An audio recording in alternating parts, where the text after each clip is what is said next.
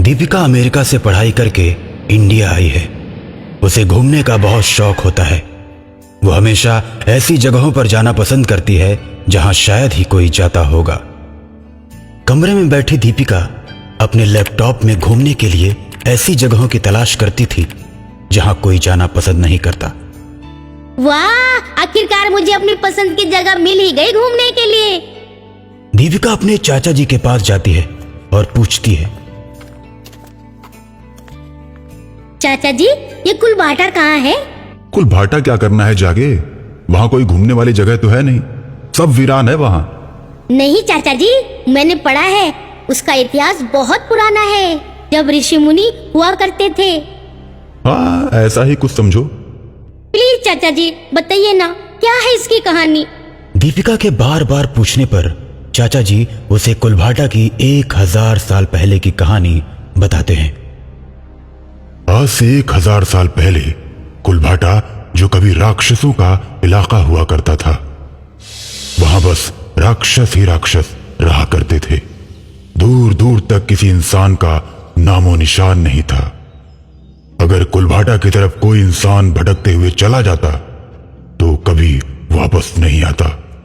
राक्षस उसे उबलते तेल में तलकर खा जाते। कुलभाटा से बहुत दूर ऋषि मुनियों की बस्ती थी। ऋषि मुनियों के पास दैवी शक्तियां थी, जिसकी वजह से राक्षस उनकी बस्ती पर हमला नहीं कर पाते थे। एक बार ऋषि मुनियों की टोली गंगा नहाने के लिए जा रही थी। जब चलते चलते रात हो गई, तब सभी मुनियों ने वहीं रात बिताने का मन बना लिया और सुबह जल्दी उठकर सभी लोग काशी की तरफ चल पड़ते हैं। लेकिन उनमें से एक बाल मुनि, जिनकी उम्र 15 साल थी, वो सुबह अंधेरा होने की वजह से रास्ता भटक जाते हैं। तब तक ऋषि मुनियों की टोली बहुत दूर निकल चुकी होती है।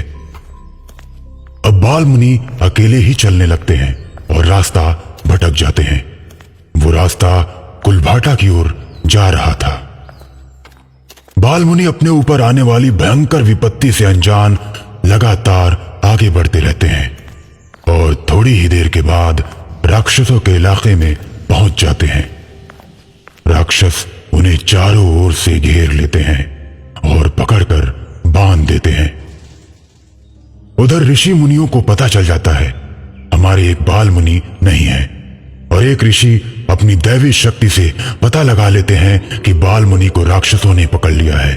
उसके बाद सभी ऋषि राक्षसों के इलाके में जाते हैं और अपने फरसे से सभी राक्षसों को काट काट कर मार देते हैं, और फिर कुलभाटा में राक्षस हमेशा हमेशा के लिए खत्म हो जाते हैं।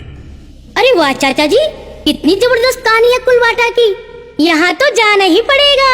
अरे क्या करोगी कुलभाटा जाकर? वहां कुछ नहीं है।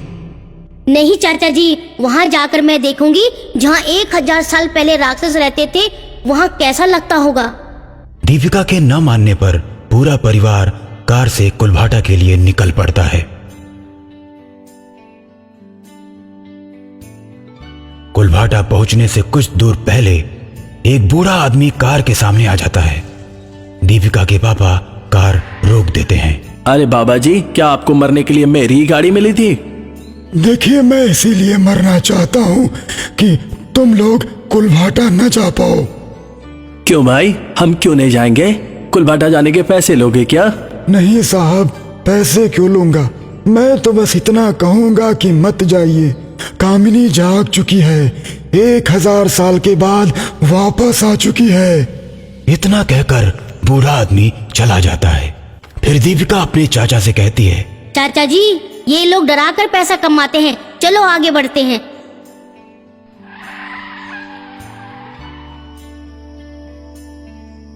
अब कार कुलभाटा के अंदर पहुंच चुकी होती है। तभी धूल से भरी एक तेज हवा आती है और कार को धूल से भर देती है। दीपिका के चाचा कार से बाहर निकलते हैं और शीशे को साफ करने लगते हैं। तभी पीछे से एक भयानक आवाज आती है। जब दीपिका के चाचा पीछे मुड़ते हैं तो एक भयानक चुड़ैल खड़ी दिखती है। ये देख दीपिका के चाचा की हालत एकदम खराब हो जाती है और वो भागकर कार के अंदर बैठ जाते हैं।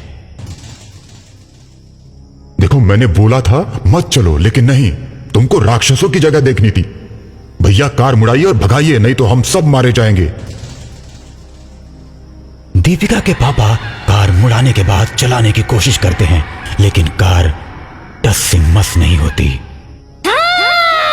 तुम लोग अब आगे नहीं जा सकते, तुम लोग हमारा भोजन हो।